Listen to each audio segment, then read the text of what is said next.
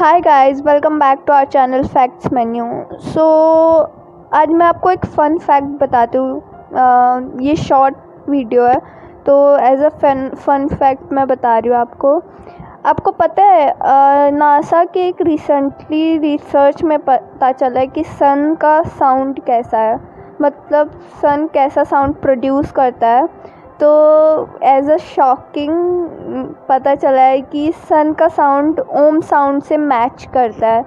जैसे हिंदू वेदास में ओम होता है ना, जैसे हम बोलते हैं ओम, वैसे सन का साउंड है। सो अगर आपको ये फ़न फैक्ट पसंद है तो उस चैनल को सब्सक्राइब कीजिए, इस वीडियो को शेयर कीजिए ताकि और लोगों को पता चले, और इस वीडियो को लाइक कीजिए, कमेंट कीजिए। Thanks for watching.